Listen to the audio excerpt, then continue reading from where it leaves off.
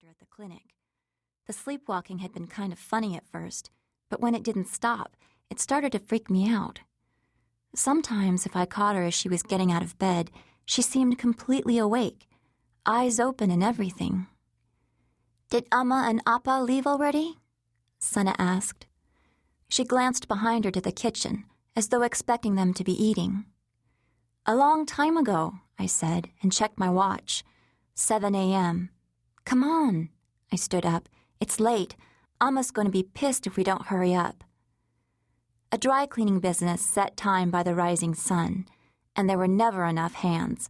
With the business so slow the last few years, there wasn't money to hire employees. Amma and Appa relied on us, and mostly me, to help out at every opportunity, before school, after school, during vacations, and summers. As Sana and I walked toward the car, I could almost see the tiny waves of heat trapped inside, ready to bake us alive. As soon as we opened the doors, the hot air poured out, pooling around our legs. Sana and I furiously rolled down the windows and adjusted the beach towels that kept the backs of our thighs from being scorched by the hot vinyl. I tossed my ponytail over one shoulder and jammed the key into the ignition. "Wait, Annie," Sana shouted. I sighed and slouched in my seat. Sana closed her eyes and began to mutter, talking to the car she had named Sally. The white Nissan Sentra was older than God, but Sana believed it just needed some coaxing. "Okay," Sana said after a minute. "Sally said she'd work for us today?" I asked and smiled. "I told her I'd wash her windows if she was good." Sana quickly patted the burning hot dashboard, then blew on her hand.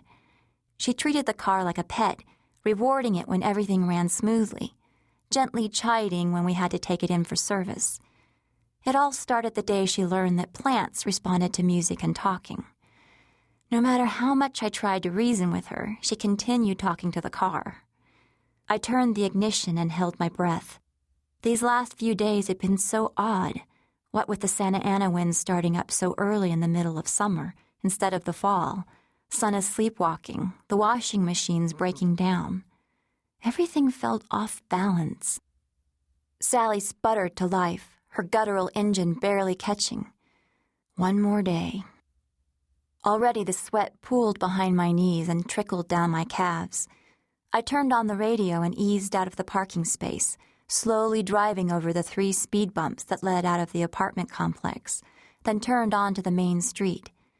El Cajon Boulevard, 6 lanes of black asphalt stretching far into the horizon, shimmering with waves of heat. Strip malls lined up on either side with their garish painted signs. A song about summer came on, something about soaking up the sun. What a joke. But I started to sing along, loud as I could until Sana broke into laughter. It always amazed me how music could take me to another place. It didn't matter if I was at church singing in the chorus about God, or jamming to the radio, or listening to my CDs. Even the most insipid song had something, a beat, a melody, that lone bass holding everything together.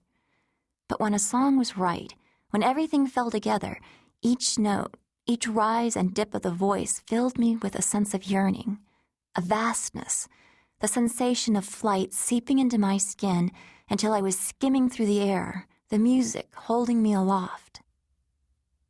Red light. Even this early on a summer day, the migrant workers stood on the corners, waiting for work. For a pickup truck to slow down and stop, a pale arm reaching out the window, motioning for 2 or 3 to hop in back.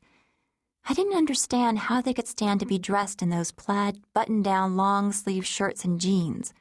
Weren't they dying in all those clothes? The light turned green and I sped past. I flipped on the right turn signal, eased the car into the parking lot of one of the strip malls. I could see Amma through the glass walls of the dry cleaners. She was at the front, looking through the cash register. Damn! I stepped on the brake. What is she doing? I turned the wheel too quickly, making Sally squeal in protest, and parked in the alley behind Amma and Appa's van. Sana turned in her seat to look at me. I sat still for a moment and stared at the open back door of the dry cleaners. What were the chances? What was the worst Amma could do? There was plenty. But would she even know from looking at the receipts? I had been the only one to handle them since the beginning of summer. I cursed under my breath. I should have doctored them yesterday. It was too late now. "Come on," I said, and Sana and I stepped out of the car and walked toward the dry cleaners. Even in this heat, walking into the store was like stepping from the clouds, straight into hell. Sana sticks her arm out the window, pushing her hand through the hot air as the car speeds down the street. Her hand dives down, then up, down, up, a roller coaster ride, a kite on the beach.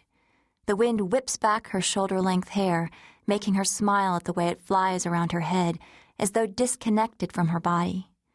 Sana hears her sister singing, and though Mina is but an arm's reach away, Mina's voice must travel oceans before Sana can register the voice she knows like it is her own. It has always been like this, since she was a baby. And even with the hearing aid, the sounds of the world filter into her mind, tinny and light as a wind chime swinging in a breeze. Sana closes her eyes, tries to guess which store they are going to pass next. "Tan to tan," she whispers to herself, and opens her eyes. 2 stores too early. They're only at Oriental Nails, too. She closes her eyes to try again. Red light. Open. He sits at the bus bench, not on the seat, but on top of the backrest, his feet splayed out on the bench, elbows on his knees, shoulders hunched forward, hands clasped in front. She can't quite see his eyes. His cap is pulled down too low, but she notices a scar the size of half an orange etched just to the right of his chin, like a crescent moon, Sana thinks. Moon says something out of the corner of his lips. The man next to him shakes his head no, then says something to make Moon smile, his scar flattening, stretching until it almost seems like a dimple. Maybe it is the sound of their radio, or the way Sana's arm is draped out the window, but Moon lifts his eyes to the street, to the car, for her. Sana freezes, unable to look away, caught in his gaze. In the lightning flash smile breaking across his face, he nods hello. Green light. Sana closes her eyes and tries to recapture the moment. She holds his face like a point of light suspended against the darkness. From across the oceans, Sana hears her older sister's voice, senses Mina sitting up straighter, and then he is gone, lost to the day. Sana returns for Mina. Mina.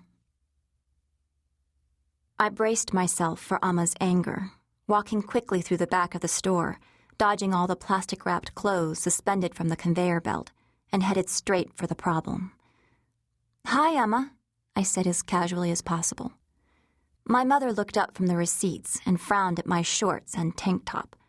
A lecture about the kind of clothes I was supposed to wear when I was working up front parted Amma's lips. But then she changed her mind, and instead waved some receipts. "Mina, have you checked these numbers?" Amma asked in Korean while looking over the slips. I placed my backpack on top of the counter and answered back in Korean, hoping to keep on Amma's good side. "Here, Amma," I said and took the receipts from her. "I've not had a chance to go over them. They are still unorganized. I will put them in order after I study for my SATs. The subject of my SATs immediately turned Amma's attention away from the receipts. "Have you been practicing?" she asked. I nodded and took out my practice books to show her. Amma glanced at the red covers and nodded. "Remember, Mina," Amma started lecturing, "you do not have another chance. Your senior year is very important. Mrs. Kim says that Jonathan only got into Stanford after he got a perfect score on his SAT. Which reminds me, Mrs. Kim has more books for you from that expensive preparation class Jonathan took last summer." I quietly nodded, but grabbed the counter, forcing all my hatred into the wood instead of my face. Mrs. Kim could go to hell and take along her